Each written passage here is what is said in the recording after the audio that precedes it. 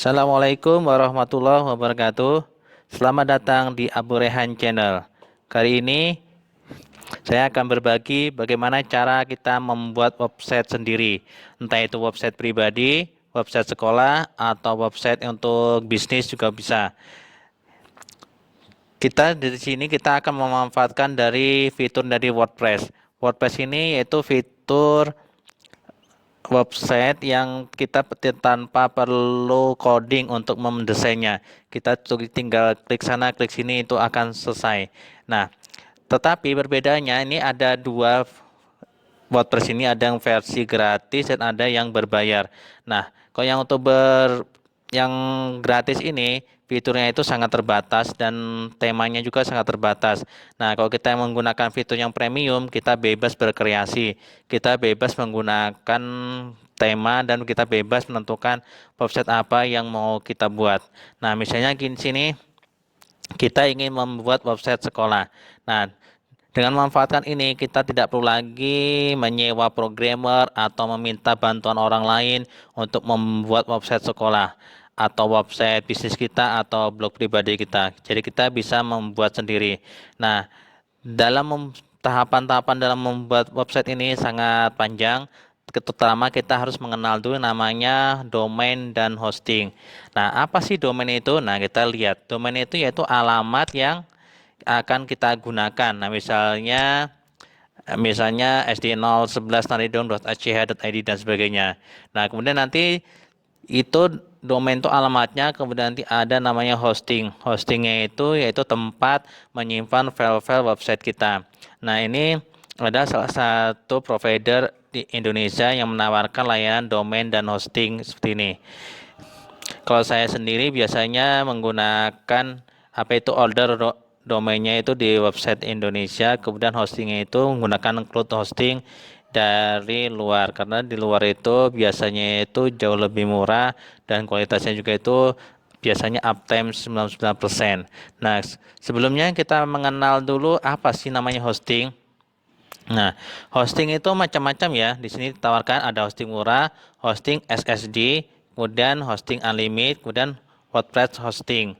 Nah, ini lagi ada namanya hosting Indonesia. Nah, ini kita karena kita nanti apa itu hostingnya itu kita menggunakan WordPress, maka kita pilih WordPress hosting. Nah, kalau kita menggunakan hosting yang murah, memang harganya murah karena harga itu sesuai dengan kualitasnya. Nah, sekarang ini biasanya teknologi sudah bukan hard disk lagi ya, bukan HDD, tapi ini SSD ya, ini ya. SSD itu kecepatannya itu 10 kali lipat dari hard disk biasa. Nah, tetapi kita menggunakan ini, nanti kita akan menggunakan WordPress hosting. Nah, sebelumnya ada juga yang namanya VPS. VPS itu juga sama, server. Server itu gunanya untuk tempat website kita menyimpan file-filenya nantinya.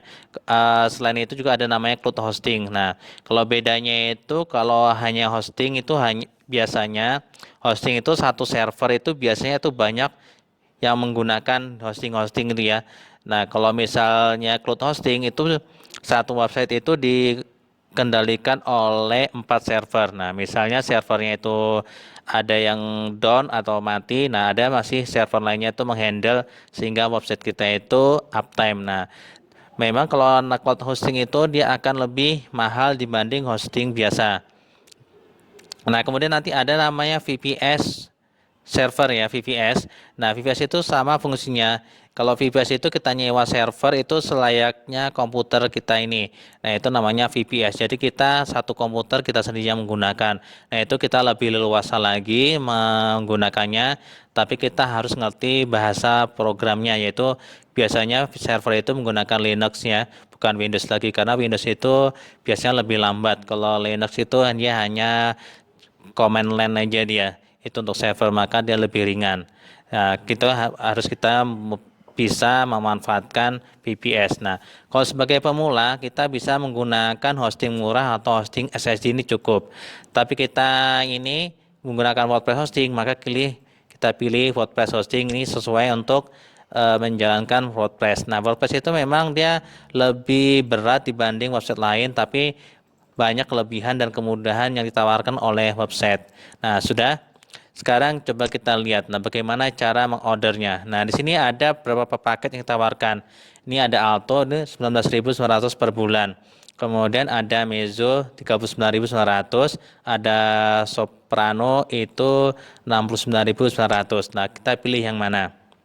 Nah, kalau ini yang paling murah ini, nah itu karena harga itu sesuai dengan kualitasnya. Ini CPU-nya hanya 0,5 core, sangat kecil, RAM-nya itu 512. Nah, sekarang kita lihat komputer kita sekarang menggunakan RAM berapa? Apakah masih ada yang masih 512? Nah, itu ya. Ini teknologi zaman dulu menggunakan ini RAM 512 itu udah lumayan. Kalau sekarang rata-rata CPU-nya sudah di atas 4 semua ya, dan RAM itu biasanya di atas 4. Nah, jadi kalau kita menggunakan ini, pasti website kita itu akan lambat sekali. Nah, kalau yang cerita yang medium 39.000 ini. 39.000 ini CPU-nya hanya satu, RAM-nya 1 giga.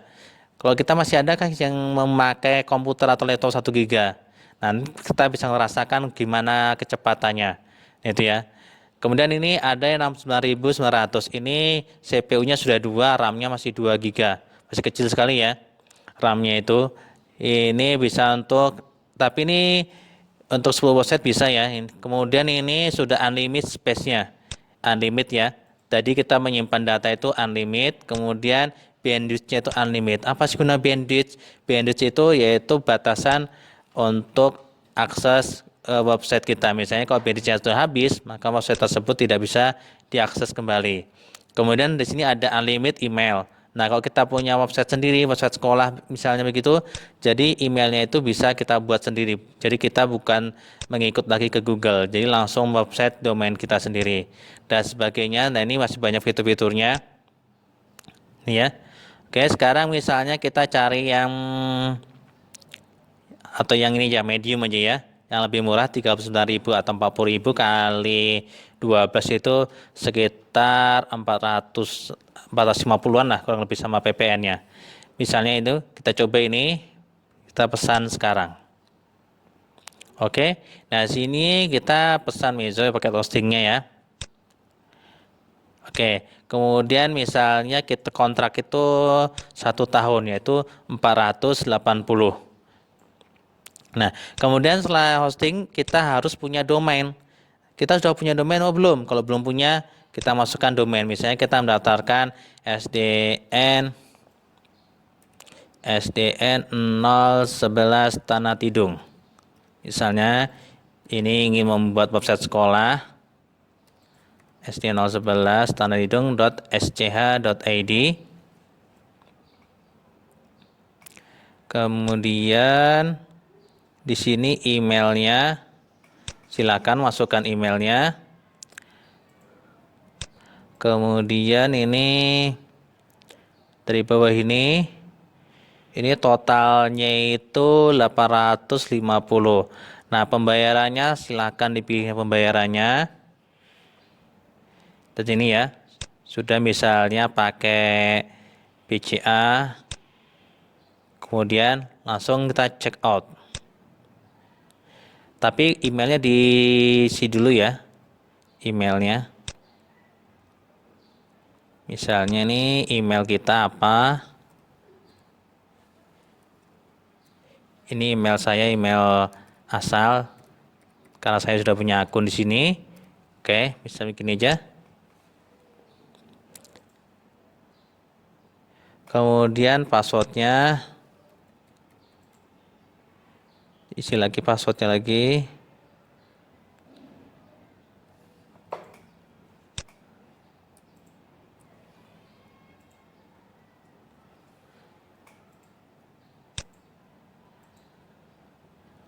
Dan kemudian namanya.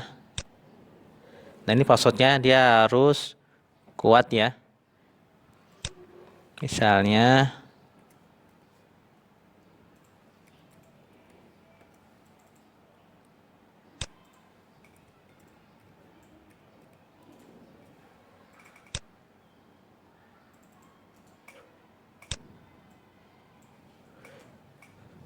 kita copy aja biar mudah. Nah, saya cocok lagi.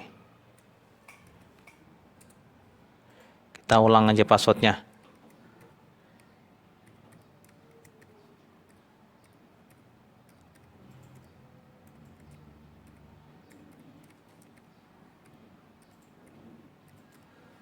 Oke, kemudian namanya misalnya ini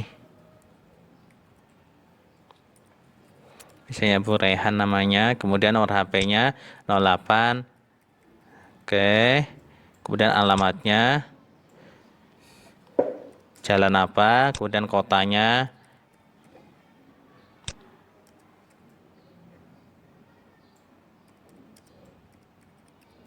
Ini provinsinya, Kak, misalnya. Kemudian kode posnya. Oke, sudah diisi. Kemudian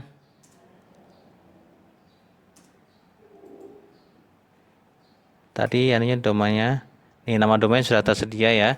Masih ada. Nah, harga domainnya itu sini tidak jelaskan. Kalau misalnya langsung nih rekomendasi boleh atau lihat sini, ini tidak usah langsung domain tersedia, sudah kita langsung aja biar cepat. Nah, totalnya tuh 851 ini yang medium. Misalnya pembayarannya menggunakan Mandiri. Oke, begitu kita check out.